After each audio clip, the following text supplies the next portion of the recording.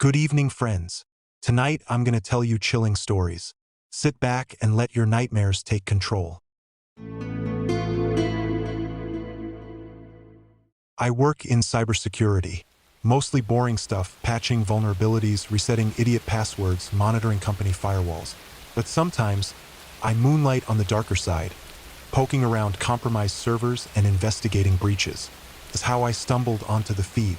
It was late on a Thursday when I followed a string of encrypted traffic from a flagged IP in Moldova. I didn't expect much, probably a botnet relay, but what I found was a hidden .onion site with no login, no interface. Just a black screen and a blinking red dot in the center. I should have backed out. Instead, I clicked it. The screen flickered and streamed a video. Grainy, low-res, like it was filmed on an old webcam. A small room peeling wallpaper, fluorescent light buzzing overhead. A figure sat motionless in a chair, hands tied. Their face was blurred, digitally, not naturally, like someone edited it in real time. A distorted voice spoke, barely audible. "Welcome to the feed. Your viewer 23. Text appeared at the bottom. Next event. 10 minutes, then nothing. Just the bound figure and the countdown. I stared at the timer as it ticked down. 9 minutes in, the viewer count jumped to 24. Then 25. I typed in the Tor chat window. Who are you? No reply. Just a countdown. When it hit 0, something happened. From the left side of the frame, a man stepped into view. Gas mask, black hoodie. He wheeled in a cart lined with tools, clamps, syringes, wire cutters, things that shouldn't be in the same room as a human being. He turned to the camera and raised a gloved hand. The voice returned. You vote. You decide what happens next. A poll appeared on screen. Remove fingernail, inject unknown substance, break finger, burn with iron. People began clicking. The majority chose inject. I slammed my laptop shut. My heart raced. I told myself I hadn't seen anything yet. It was a sick prank. Fake. But curiosity is a cancer. The next day I logged back in. The same room. A new person in the chair. Still blurred. Same voice. Viewer 47. Higher now. I watched. The votes were worse this time. Skin peeled. Eyes forced open. Screams muffled behind that digital blur. And people were watching. Hundreds. I tried to trace the source, but the stream was bouncing through so many proxies I couldn't tell if it was filmed in Serbia, Seattle, or my neighbor's basement. Still, I couldn't stop logging in. Every night, new victims, new choices. Once, the voice addressed me directly. Viewer 86, you've been with us 6 nights in a row. Curious soul. A chill shot through me. My VPN should have hidden me, right? Would you like to contribute? I typed, this is illegal. You're going to get caught. The feed glitched for a moment. Static. Then a new poll appeared. Tonight's target. Viewer 86, my screen went black. I didn't sleep. I wiped my drives, destroyed my router, burned my Tor boot stick. It wasn't enough. The next morning, my apartment door was ajar. Nothing stolen, but on my kitchen table, a flash drive. Just one file inside. Viewer 86.mp4. I watched. It was me, asleep. The camera just outside my bedroom door. I scrubbed through the footage. 8 hours of me vulnerable. I checked every inch of my place. No cameras, no bugs. I left town. I switched jobs. Got off the grid. No internet at home. A burner phone. Paid cash. No social media. I tried to forget. It mostly worked. Until last week. I got an envelope. No return address. Inside, a photo. Me. At a gas station. Looking over my shoulder, terrified. The back of the photo had a message. Welcome back, viewer 1. You've been upgraded. I checked into a motel. Tossed the phone. Didn't leave for days. But yesterday, a knock at the door. No one there. Just a phone on the ground. Already unlocked. One app installed, the feed. I opened it. My face filled the screen. A chat window blinked. The viewers missed you. Poll appeared. For new options. All involving me. The votes began. I watched the numbers climb, 10, 20, 100. They were all back. Watching. Laughing. Waiting. The chill that slithered down my spine had nothing to do with the Estonian winter. It was the digital kind, the one that crawled out of the screen and wrapped itself around your throat. My name is Karel, and I chase ghosts. Not the sheet-wearing, chain-rattling kind, but the echoes of human depravity that fester in the darkest corners of the internet. The dark web was my hunting ground, a place where the rules of the real world dissolved into a murky soup of anonymity and unspeakable acts. For months, I'd been obsessed with a legend, a whisper's-only tale that even hardened dark web denizens dismissed as a creepypasta. They called it the Mnemosyne Market. Mnemosyne, the Greek goddess of memory. The market, so the story went, didn't deal in drugs or weapons, but in stolen consciousness. Emotions, sensations, entire experiences, ripped from their original owners and sold like illicit narcotics. Most laughed it off. I didn't. My gut, a loyal companion through years of digital delves, told me there was something real, something horrifying, lurking beneath the layers of myth. My apartment in Tallinn was a fortress of solitude. The windows heavily curtained, the air thick with the hum of servers and the faint scent of stale coffee. Tonight, the air felt colder, prickling my skin. I'd finally cracked it, a hidden onion address buried deep within a forgotten academic database, disguised as a research paper on quantum entanglement. The address glowed on my screen, a malevolent beacon. My fingers, usually nimble and confident, trembled as I typed. Layers of VPNs, a custom-built anonymizer, and a virtual machine cocooned me, a fragile shield against the digital predators that swarmed the dark web. The page loaded slowly, a stark black canvas with intricate, swirling patterns in a disturbing shade of violet. No words, just a pulsating icon. An abstract human eye, weeping digital tears. The interface was unlike anything I'd ever encountered. It wasn't a forum, nor a marketplace in the traditional sense. It was a vast, almost infinite grid of small, pulsing thumbnails. Each one, I realized with a jolt of horror, represented a memory fragment. There were categories, too, disturbingly labeled, joy's aftertaste, the sting of betrayal, a child's fear. My stomach churned. This wasn't just a myth. It was real, and it was far more insidious than I'd imagined. My eyes landed on a particularly vibrant, emerald green thumbnail under the ecstasy of victory category. It pulsed with an almost magnetic allure. The price, listed in Monero, was exorbitant, but I had ample cryptocurrency stashed away from past, less morally ambiguous dark web excursions. A perverse curiosity, a compulsion to understand, overruled my rising fear. I clicked purchase. The download was instantaneous. The file wasn't a video or audio. It was a neural data stream, encoded in a format I'd never seen. My custom-built neuro interface headset, a contraption of gleaming chrome and delicate wires, sat on my desk.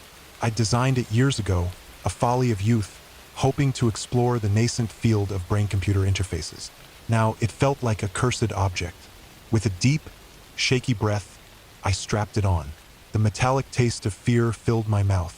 A low hum vibrated through my skull, then a sudden, dizzying rush. I was no longer in my dimly lit apartment. I was sprinting. The wind whipped past my face, exhilarating and biting. The scent of pine and damp earth filled my lungs. My muscles burned with a glorious, almost painful effort. Then the finish line, the roar of the crowd, a deafening wave of sound. The searing joy, the absolute, unadulterated triumph of crossing that line first. It was the purest, most intense feeling of victory I had ever known, flooding every cell of my being. It wasn't my memory, but it became mine, irrevocably etched onto my consciousness. I ripped the headset off, gasping, my body trembling with the aftershocks of an alien emotion. The joy had been so vivid, so overwhelming, that my own dull existence felt pale by comparison. But beneath the thrill, a cold, insidious truth began to solidify. What if the memories weren't just copied, but stolen? What if their original owners were left hollow, empty vessels? I went back to the Mnemosyne Market, my heart hammering against my ribs.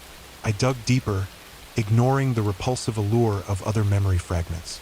I found hidden forums, nested within the market's deeper layers, accessible only through a brutal series of cryptographic challenges. These weren't for buyers. These were for the harvesters. The posts were chillingly dispassionate. Discussions of optimal extraction techniques, analyses of yield from different emotional states, debates on the ethics, or rather the lack thereof, of permanent cognitive blanking. They spoke of the subjects with clinical detachment, as if they were mere resources. My blood ran cold. The Mnemosyne market wasn't just a bizarre black market. It was a horrifying new form of human trafficking, a digital organ farm for the mind. One name kept reappearing: the alchemist. He was revered, a legend among the harvesters, credited with pioneering the most efficient extraction methods.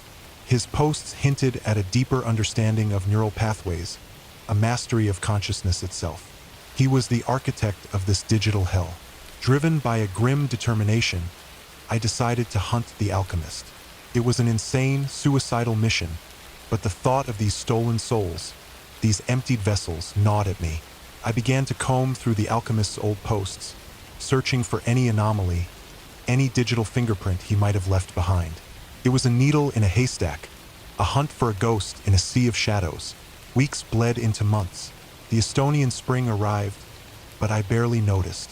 My apartment became my cave, illuminated only by the glow of my screens. I lived on coffee and adrenaline, chasing fragments of information, piecing together a horrifying mosaic.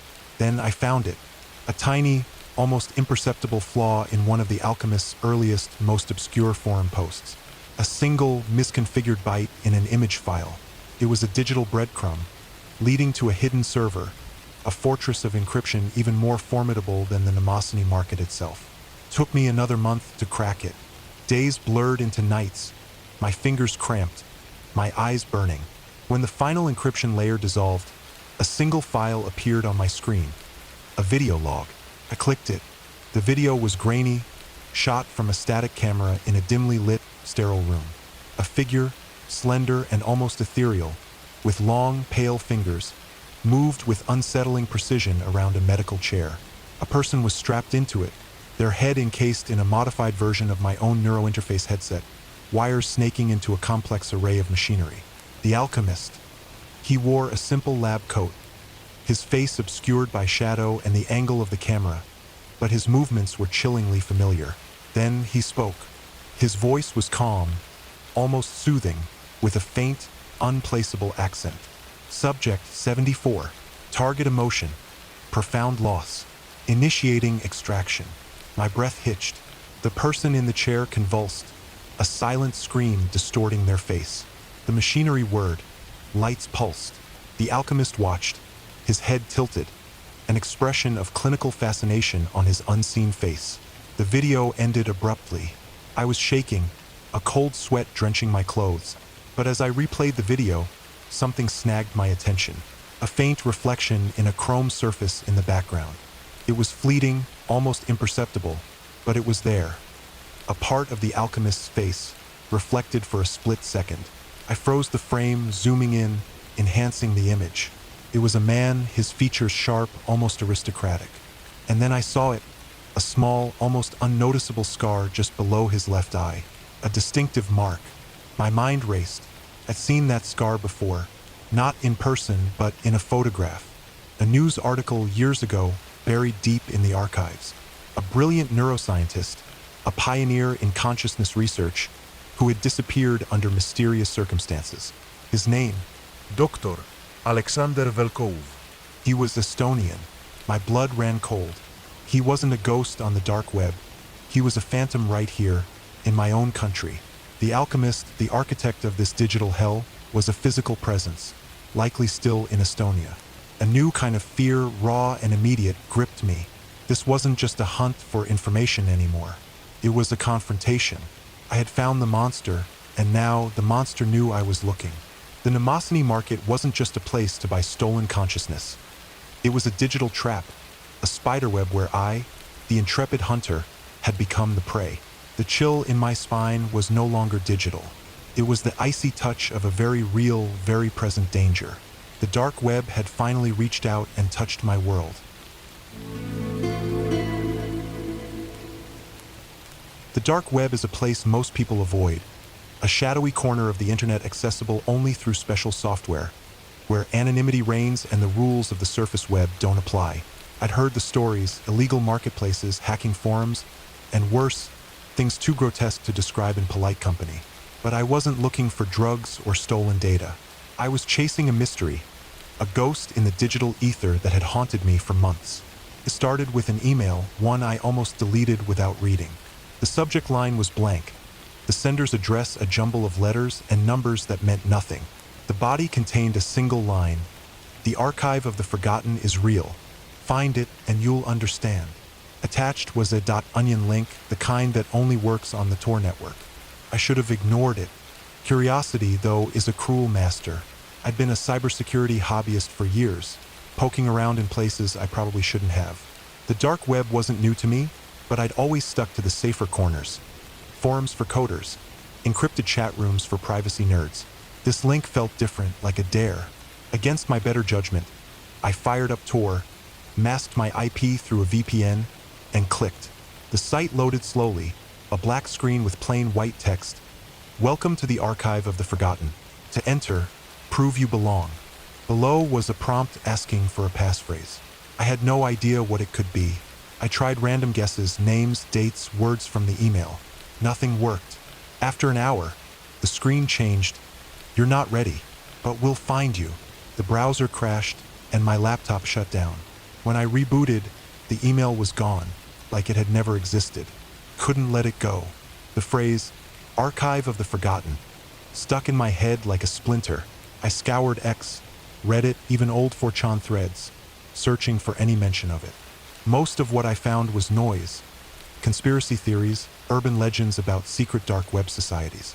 But one post, buried in a defunct forum, caught my eye. A user named NoFace87 claimed the archive was a repository of lost knowledge, videos, documents, and files too dangerous for the surface web. They said it wasn't just a site. It was alive, choosing who could access it. The post ended with a warning. If it wants you, it'll find you. Don't look for it. I ignored the warning. I spent weeks digging, following dead-end leads through encrypted servers and sketchy chat rooms. Finally, in a private IRC channel, someone slipped me a passphrase, Oblivion calls. I didn't ask questions. Back on Tor, I returned to the .onion link. The passphrase worked. The archive wasn't like any dark website I'd seen. Noklunki acteemaela orgarish fonts. It was sleek, almost professional, with a search bar and a single instruction. Ask for what you seek. I typed the first thing that came to mind, truth.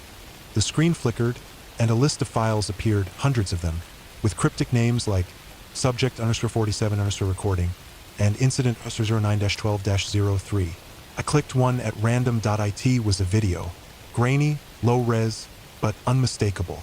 A man sat in a concrete room, strapped to a chair. His face was blurred, but his voice was clear, panicked, begging someone off-screen to let him go. The video cut to black, then showed a timestamp, 2 days ago. My stomach churned. I clicked another file, this one a PDF. It was a scanned document, a government report marked classified, detailing experiments on human subjects. Names were redacted, but the dates were recent, too recent. I should have closed the browser then, but I couldn't stop. Each file was worse than the last. Audio recordings of screams, photos of places that shouldn't exist, manifests of people who'd vanished without a trace. The archive wasn't just a collection. It was a catalog of horrors, things the world wasn't meant to see. And yet, it felt personal, like it knew me. The search bar began autofilling queries I hadn't typed. Why are you here? What do you fear? Then I found the file labeled with my name. My heart stopped. It was a video uploaded an hour ago. Clicked it, hands shaking. The screen showed my apartment, my actual apartment, from an angle I didn't recognize. I was sitting at my desk, staring at my laptop, exactly as I was now. The camera zoomed in, impossibly close, until my face filled the screen.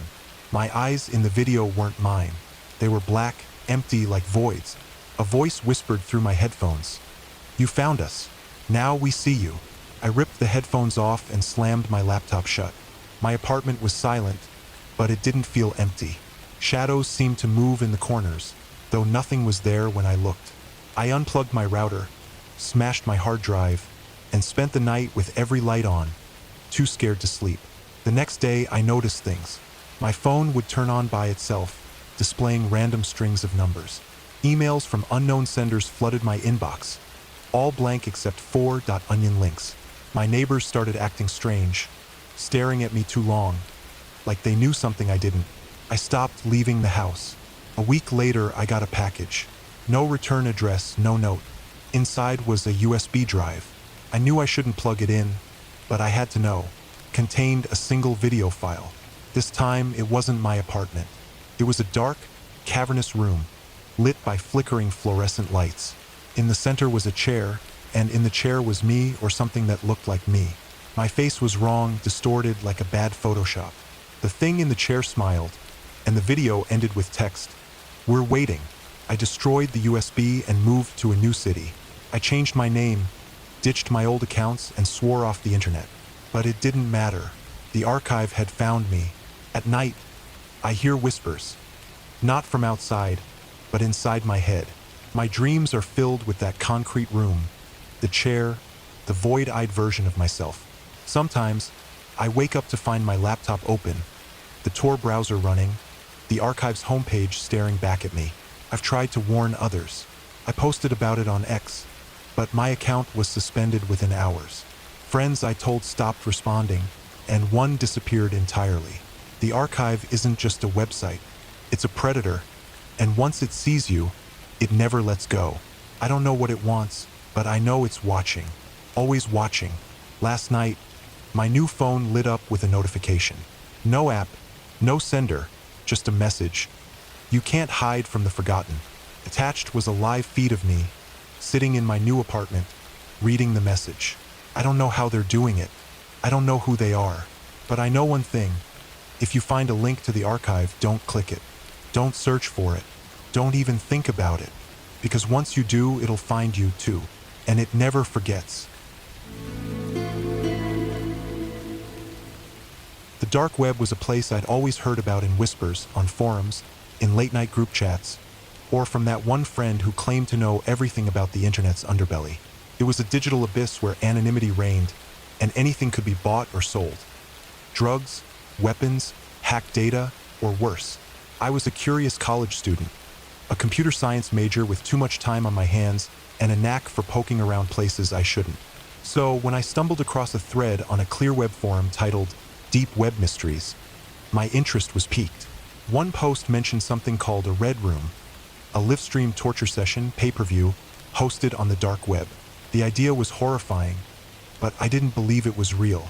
Urban legend, I thought, just creepypasta nonsense. Still, I couldn't shake the curiosity. I wanted to see for myself. Getting onto the dark web wasn't as hard as people made it out to be. A Tor browser, a VPN, and some basic precautions were enough to get me started. I spent a few nights exploring, navigating onion links, skimming through marketplaces selling everything from counterfeit passports to rare poisons. It was unsettling but fascinating, like stepping into a lawless parallel world. Most of what I found was mundane. Scams, overpriced drugs, or poorly designed forums. But then I found it. It was a link buried in a thread on a dark web forum called The Abyss Hub. The thread was titled Exclusive Access, RR Experience. No explanation, just a string of random characters leading to an onion address. My heart raced as I copied the link. I told myself I was just curious, that I'd back out if it got too real. I clicked the link. The page loaded slowly, a black screen with red text in a jagged font. Welcome to the Red Room. Payment required for entry, 0.05 BTC. Below that, a timer counted down from 24 hours. My stomach churned. Bitcoin wasn't hard to come by. I dabbled in crypto for some side projects, but the idea of paying to see something like this felt like crossing a line. I closed the browser and tried to forget about it. But that night, I couldn't sleep. The words Red Room burned in my mind. What if it was real? What if it wasn't? I had to know. The next day, I transferred the Bitcoin and returned to the site. After entering the payment details, the screen changed. A grainy video feed appeared, showing an empty room with concrete walls, a single metal chair bolted to the floor, and a table covered in tools, knives, pliers, a blowtorch. My skin crawled. A chat window sat beside the feed, filled with usernames like Bloodfiend and No Mercy 99 posting messages like, "When's the show start?" and "Make it quick this time." I felt sick but couldn't look away. A figure appeared on the screen, wearing a black hoodie and a featureless white mask. They carried a duffel bag, which they dropped with a thud. The chat exploded with excitement.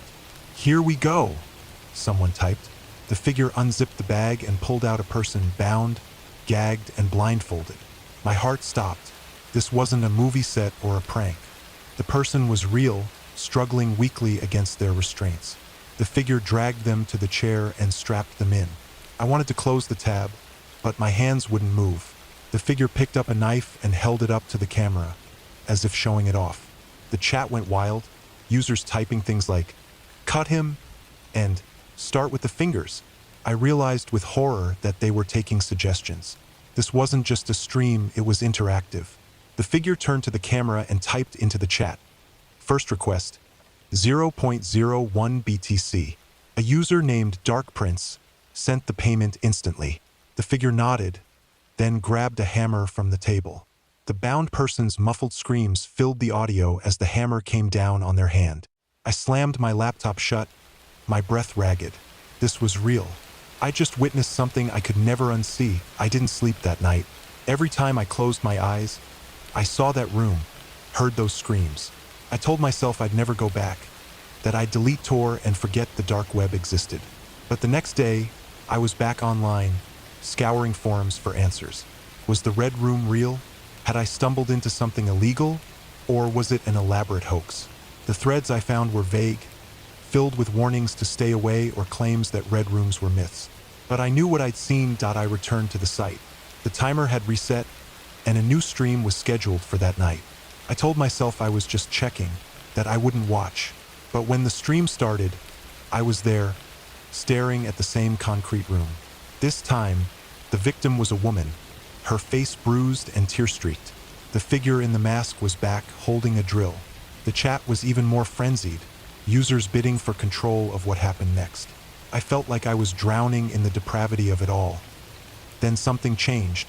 The figure stopped, tilted their head, and typed into the chat. "We have a new viewer. Welcome. My IP address." My blood ran cold. I'd used a VPN, taken every precaution, but they knew. The chat erupted with laughter. Emojis, taunts, and messages like, "You're one of us now." I yanked the power cord from my laptop and threw it across the room. For days, I was paranoid. Every creak in my apartment, every unknown number that called, made me jump. I stopped going online, deleted my browser history, and even reformatted my hard drive. But then the emails started. Anonymous, untraceable, with subject lines like, "Miss the show?" and "You can't hide." Attached were screenshots of the Red Room, including one of me, my face, captured from my webcam during the stream. I hadn't even realized it was on. I went to the police, but they were useless. They didn't understand the dark web, didn't believe my story, and told me to stop hanging out in shady corners of the internet. I felt trapped, like I'd been marked. The emails kept coming, each one more threatening. One included a link to a new Red Room stream with a message. "You're invited to the VIP show. Don't miss it." Against every instinct, I clicked the link. The stream loaded, showing the same room, but this time, the chair was empty. The figure in the mask stood alone, holding a knife. They typed into the chat, "Tonight's special guest," my full name. My apartment's address appeared on the screen next. The chat exploded with excitement. I grabbed my keys and ran. I didn't know where I was going, just that I had to get out. As I stumbled down the stairs, my phone buzzed with a new email. It was a video file. Trembling, I opened it. The footage showed my apartment building, filmed from the street, panning up to my window. The timestamp was from an hour ago. I've been on the move ever since, staying in cheap motels, using cash, avoiding the internet. But I know they're still out there. The dark web doesn't forget. Every night, I check the locks, keep the lights off, and pray my VPN was enough to keep them from finding me. But deep down, I know the truth. Once you enter the Red Room, you never really leave. The flickering neon sign of the 24/7 Byte Cafe cast a sickly green glow on the rain-slicked alley as Alex huddled deeper into his threadbare hoodie. The cafe was a known hub, a place where the digital underworld bled into the tangible. He wasn't there for coffee. He was there for a fix, not of caffeine, but of information. He craved the whispers of the dark web, the fragmented truths that felt more real than his mundane existence. Tonight, his hunger had a specific target, the Chimera's Denver. It was an urban legend, a forum whispered about in the deepest corners of the internet, where users traded in something far more unsettling than drugs or weapons. They traded in memories. Alex had stumbled upon an encrypted link to the den a week ago, a string of characters hidden in the metadata of an obscure academic paper on neurolinguistic programming. He'd spent days decrypting it, the challenge itself a perverse thrill. Now, the link burned in his pocket, a digital ember promising to either illuminate or consume him. He pushed through the cafe's grimy door, the scent of stale coffee and burnt electronics hitting him. A few shadowy figures hunched over glowing screens, their faces illuminated by the eerie light. Alex found an isolated booth, ordered a lukewarm tea he wouldn't drink, and booted up his rigged laptop. It was a ghost machine, untraceable, filled with layers of VPNs and proxy servers. His fingers danced across the keyboard, a practiced ballet of anonymity. The Chimera's Den loaded, a stark black page with a single, pulsing red eye as its logo. The forum structure was minimalist, but the thread titles were anything but replaced childhood, the taste of another's regret, lost love, found pain. Alex's stomach churned, a mixture of repulsion and morbid fascination. This wasn't just about accessing information. It was about experiencing it. He navigated to the most active thread, titled Echoes of a Suicide. The posts were terse, almost clinical. Users were offering fragments, raw data of emotions and sensations. One user, Spectre and offered a snippet. The cold metal, the scent of ozone, the sudden, overwhelming quiet. Another, Voidwalker _7, countered with the desperate gasp, the fading light, the final, crushing weight of failure. Alex's fingers hovered over the purchase button. Each memory fragment cost a tiny fraction of Bitcoin, enough to keep the anonymity, small enough to feel inconsequential. He chose Spectre __zero's offering. A wave of unease washed over him, a premonition of something terrible. The download was instantaneous. The file wasn't a video or an audio clip. It was a complex neural data stream. Alex had built a rudimentary interface, a clunky contraption of wires and electrodes that connected to his temples. He hesitated, his hand trembling as he reached for the device. Was this madness? Or was it the next frontier of human experience? He affixed the electrodes. A low hum filled his ears, then a sharp, piercing cold. Suddenly, he wasn't in the cafe. He was somewhere else, somewhere dark and vast. The scent of ozone filled his nostrils, metallic and sharp. His hands felt cold, clammy, wrapped around something smooth and unyielding. He could feel the vibrations, a deep, resonant hum that seemed to emanate from the very air around him. Then came the quiet. Not just silence, but an all-encompassing, suffocating quiet that pressed in on him, stealing his breath. It was the quiet of a void, of an ending. He knew, with a horrifying certainty, that he was experiencing the final moments of someone's life. The cold metal against his skin, the ozone-tinged air, the profound silence. It was the interior of a microwave, the last thing someone felt before the inevitable. Alex ripped the electrodes from his temples, gasping, sweat beading on his forehead. The cafe, with its mundane noises and stale air, rushed back, a jarring return to reality. His heart hammered against his ribs. The sheer, unadulterated despair he had felt was not his own, yet it had permeated his very being. It was a violation, an invasion. He stumbled out of the cafe, the rain now a torrent, washing over him, but unable to cleanse the feeling. He walked aimlessly, the city lights blurring through his tear-filled eyes. He had sought the extreme, and he had found it. The dark web was no longer a game, no longer a thrilling escapade. It was a gaping maw, and he had peered too deeply into its abyss. For days, the sensation lingered. The phantom scent of ozone, the chilling quiet, the echoes of a stranger's despair.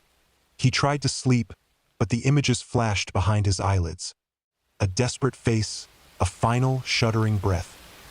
He couldn't shake the feeling that he had stolen something sacred, something that wasn't his to touch. He returned to the forum, driven by a perverse need to understand, to somehow atone. Spectre _Sorrow had posted again, a new offering, the final embrace of betrayal.